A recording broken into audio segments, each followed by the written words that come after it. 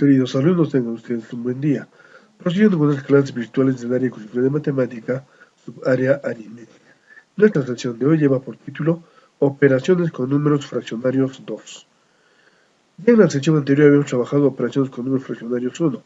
El propósito fundamental es realizar operaciones de, esta vez, división, potenciación y radicación con fracciones. Asimismo, aplicar propiedades y ley de signos en la resolución de los ejercicios. Entonces, nos vamos a operación con fracciones 2, división de fracciones. Para dividir una fracción a sobre b por otra no nula c sobre d, el procedimiento es, primero, se convierten los números mixtos en fracciones impropias, si es que existen, si no pasamos nomás de ese paso. 2. Se multiplica la primera fracción a sobre b por la inversa de la segunda c sobre d. El resultado se puede convertir en número mixto. Veamos un ejemplo. 7 enteros un quinto entre un entero un octavo. Igual, pasando 7 enteros un quinto a número mixto. 5 por 7, 35 más 1, 36 quintos. Entre 8 por 1, 8 más 1, 9 octavos. Esta división lo convertimos en una multiplicación, para lo cual el divisor o la segunda fracción simplemente lo vamos a invertir. Mire, 9 octavos ahora va a ser 8 novenos. Entonces, con lo cual se convierte en una multiplicación. Momento de poder simplificar. Novena, 1, novena de 36, 4. Entonces quedaría 4 por 8 sobre 5 por 1. Y 4 por 8 vendría a ser 32. 5 por 1 es 5. Aquí ya sería la respuesta, pero si yo quiero convertir en fracción impropia, bastará dividir, como ya sabemos el procedimiento. 32 entre 5 va a dar a 6 enteros, un residuo de 2 y el mismo denominador en este caso 5. Entonces, decir 32 quintos o 6 enteros 2 quintos va a ser lo mismo. Veamos la siguiente operación, potenciación de fracciones. ¿En qué consiste la potenciación de fracciones? Es el resultado de multiplicar n veces una misma fracción. Es decir, entonces, diremos a sobre b por a sobre b por a sobre b por a sobre b n veces, tendremos la potencia enésima. Vale decir, a sobre b a la n nos va a dar una potencia. Donde, en este caso, los elementos, n es el exponente natural. A sobre b es la base racional o fracción y p viene a ser la potencia. Los elementos de una potenciación, base, exponente y potencia. Veamos ahora, ley del signo de una potencia de base racional. Nota, para lo cual debo poner mucho interés en lo siguiente.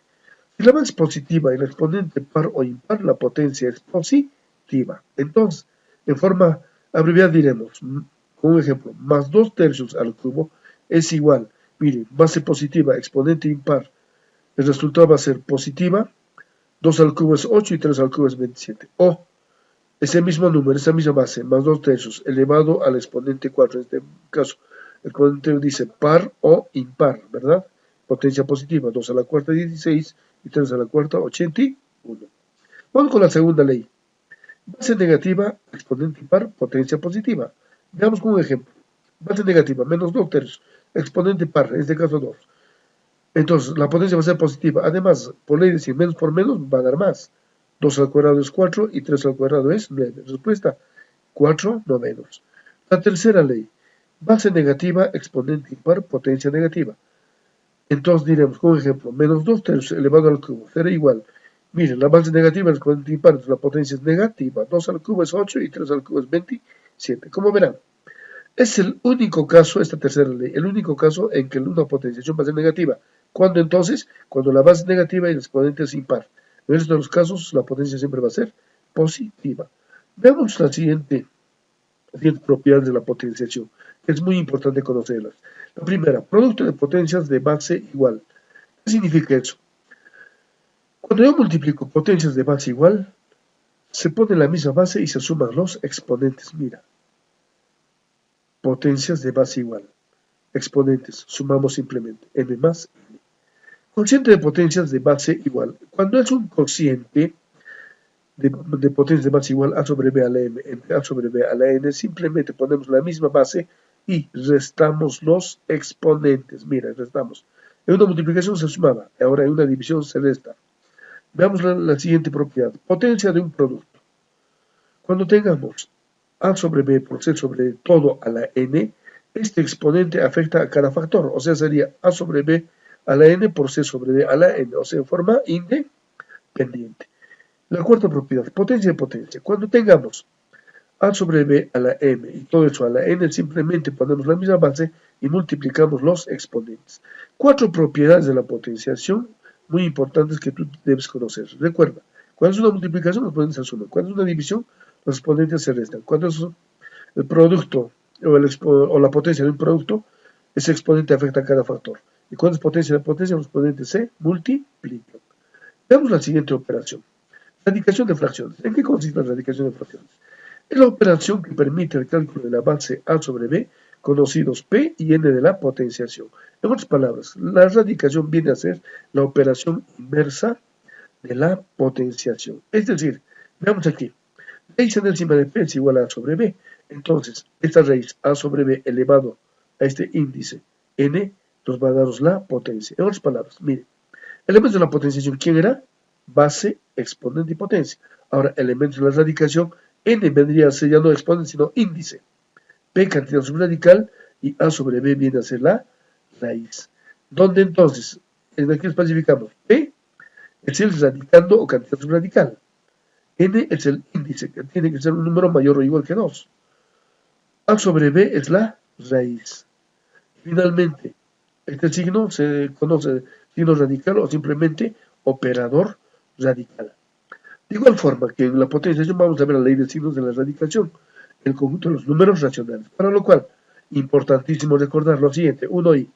Cuando el índice es impar, que entonces radical positiva, la raíz es positiva. Aquí tenemos entonces como ejemplo, índice impar, que entonces radical positiva, raíz positiva. Raíz cúbica de 8 es 2, raíz cúbica de 27 es 3. Índice impar, que entonces radical negativa, raíz negativa. Entonces, veamos también, raíz quinta de menos 1 sobre 32, la raíz es negativa. Raíz quinta de 1 es 1, raíz quinta de 32, 2. Índice par que tenemos radical positiva, raíz positiva. En este caso, raíz cuadrada de más 9 sobre 25 será igual positiva. Raíz cuadrada de 9 es 3, raíz cuadrada de 25 es 5. Índice par que tenemos radical negativa no existe en el conjunto de los números racionales. Entonces, en cuanto a radicación, solamente tenemos tres leyes de signos. Cuando el índice es impar, que tenemos radical positiva, raíz positiva. Índice impar, que tenemos radical negativa, raíz negativa. Índice par, que tenemos radical positiva, raíz positiva. En álgebra vamos a decir positiva o negativa. Propiedades de la radicación. La primera propiedad, al igual que en potenciación, raíz de una fracción.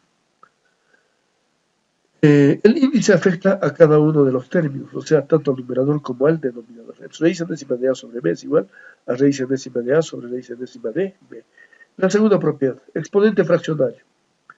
Cuando tengamos raíz enésima de a sobre b a la m, este índice pasa a ser denominador del exponente, o sea, se convierte en a sobre b elevado a la m sobre n. Por eso se llama exponente fraccionario. Entonces, cuando nos dan como potencia, de aquí, con exponente de fracción, se convierte en una raíz. Raíz de producto de fracciones. El radical va a afectar a cada uno de los factores. Entonces, raíz enésima de a sobre b por c sobre d será raíz enésima de a sobre b por raíz enésima de c sobre d. Se distribuye para cada uno de ellos. Y la cuarta propiedad, raíz de raíz. Cuando tengamos raíz enésima de raíz de p de a sobre b, será igual simplemente los índices se van a multiplicar en uno solo. M por n por p. ¿De quién? De a sobre b. También cuatro propiedades que tú debes recordar siempre en cada momento para poder resolver ejercicios en el conjunto de los números racionales. Importante, recordar siempre en toda operación aritmética la ley de los signos. Como verás, querido alumno, nuestro propósito de la sesión de hoy era básicamente desarrollar operaciones de división, potenciación y radicación, pero no en forma aislada, sino en forma conjunta y combinada con las operaciones que ya conocemos, suma, resta y multiplicación. A continuación pasamos a la parte práctica y te invito a que tú observes con mucho detalle y concentración los ejercicios que vamos a ir resolviendo. En la gran mayoría de ellos es aplicar propiedades y el desarrollo del ejercicio se hace muy simple. Recuerda entonces, nuestro propósito, resolver operaciones en el conjunto de los números racionales.